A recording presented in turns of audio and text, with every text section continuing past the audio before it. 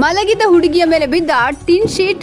ಬಾಲ್ಕಿ ಪಟ್ಟಣದ ಹಳೆ ಪಟ್ಟಣದ ಬ್ಯಾಡಗಿ ಬೇಸ್ ಎಂಬ ಓಣಿಯಲ್ಲಿ ರಾತ್ರಿ 2 ಗಂಟೆಗಳ ಕಾಲ ಗುಡುಗು ಸಿಡಿಲು ಸಹಿತ ಸುರಿದ ಧಾರಾಕಾರ ಮಳೆಗೆ 15ಕ್ಕಿಂತ ಹೆಚ್ಚು ಮನೆಗಳ ಮೇಲಿನ ಟೀನ್ ಶೀಟ್ ಹಾರಿ ಹೋಗಿದ್ದು, ಅಲ್ಲೇ ಇರುವ ಒಂದು ಮನೆಯಲ್ಲಿ ಹುಡುಗಿಯೊಬ್ಬಳು ಮಲಗಿರುವಾಗ ಟೀನ್ ಶೀಟ್ ಹಾರಿ ಹೋಗಿ ಮೇಲೆ ಬಿದ್ದ ಪರಿಣಾಮ ಹುಡುಗಿಗೆ ಗಂಭೀರ ಗಾಯಗೊಂಡು ಬಾಲ್ಕಿ ತಾಲೂಕಿನ ಸರ್ಕಾರಿ ಆಸ್ಪತ್ರೆಯಲ್ಲಿ ಚಿಕಿತ್ಸೆ ಪಡೆಯುತ್ತಿದ್ದು, ಸಂಬಂಧಪಟ್ಟ ಅಧಿಕಾರಿಗಳು ಹಾಗೂ ನಾಯಕರು ಸೂಕ್ತ ಪರಿಹಾರ ನೀಡಬೇಕೆಂದು ಸ್ಥಳೀಯರು ಆಗ್ರಹಿಸಿದ್ದಾರೆ.